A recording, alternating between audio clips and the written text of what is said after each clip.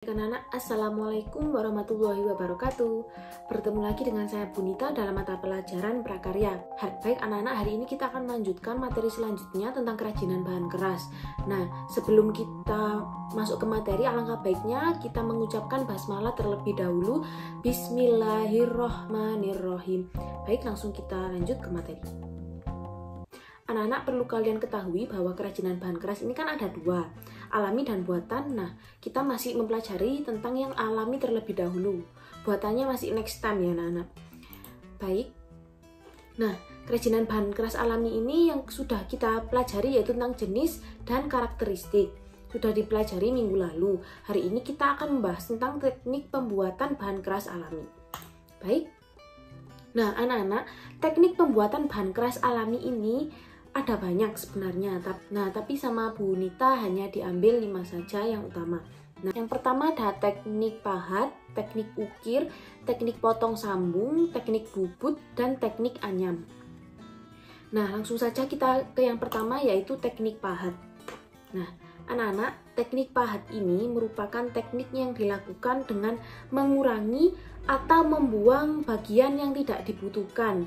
Nah, biasanya digunakan peralatan seperti alat pahat, kikir, atau martil. Nah, jadi seperti itu ya anak-anak. Ini contohnya orang memahat.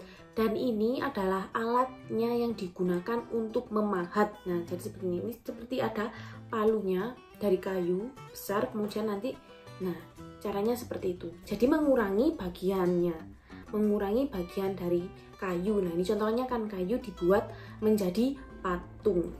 Lanjut ke yang kedua, ada teknik ukir.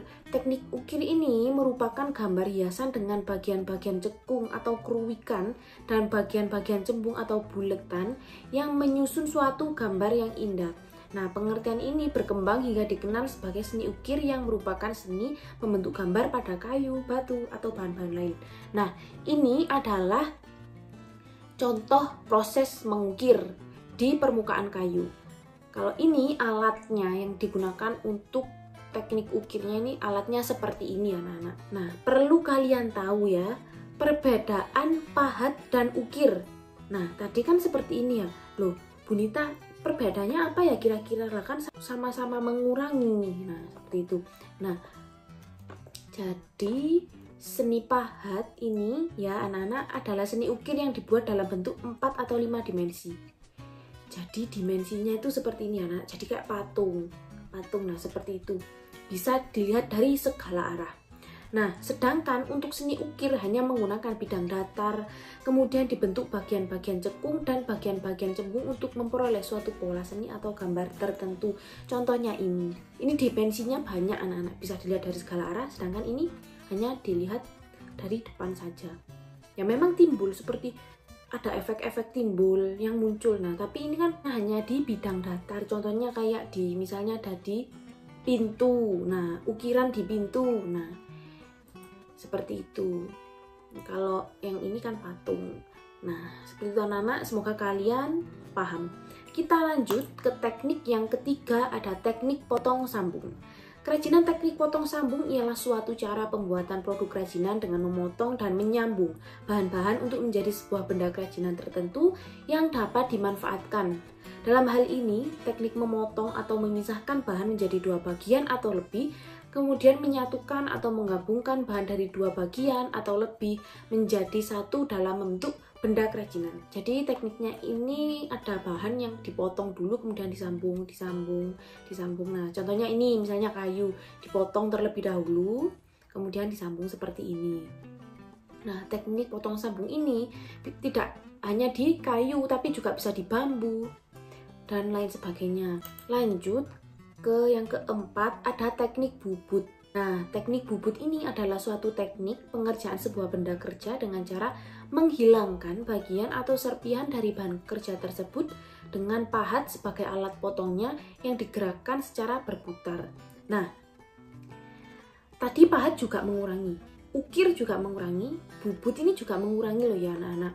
Nah, tapi kalau bubut ini alatnya tuh berputar gitu loh. Nah, ini contoh mesin bubutnya. Jadi bahannya itu di sini. Bahannya itu ditaruh di alat bubut, nah nanti muter. Nah, Jadi tinggal dikurangi nanti, misalnya kayu ya seperti ini dengan menggunakan alat ini. Ini alat pahat tadi atau alat ukir. Nah, seperti ini. Nanti bentuknya, nah seperti ini ya anak-anak. Jadi silindris, bentuknya itu silindris kayak ini. Jadi bisa kayak bentuk mangkok, terus tabung. Nah, ya kan jadi yang bentuk melingkar seperti itu. Saya rasa kalian sampai sini sudah paham ya anak. Lanjut ke yang kelima, yaitu ada teknik anyam. Teknik anyam ini dilakukan dengan cara menumpang tindihkan atau menyilangkan bahan anyam yang berupa lungsi dan pakan. Lungsi adalah bahan anyaman yang menjadi dasar dari media anyam. Sedangkan pakan adalah bahan anyaman yang digunakan sebagai media anyaman dengan cara memasukkannya ke dalam bagian lungsi yang sudah siap untuk dianyam. Nah, ini ada contoh pengrajin yang sedang membuat anyaman. Nah, ini mau membuat keranjang, bisa dari rotan. Nah, kemudian ini kalian pasti beberapa ada yang tahu, beberapa ada yang belum tahu. Apa sih maksudnya lungsi dan pakan? Nah, kalau yang lungsi itu yang ini loh ya anak-anak, yang warna putih ini loh. Jadi ini sudah disiapkan kayak gini. Kemudian pakannya yang ini yang dimasukkan. Nah, jadi ada yang di bawah, ada di atas, bawah, atas. Nah, seperti ini. Disusun hingga membentuk motif tertentu. Ini juga. Nah, yang ada nomornya ini ya. Ini yang putih ini lungsi, yang warnanya hitam ini pakannya. Nah, jadi seperti itu ya anak-anak. Semoga kalian paham.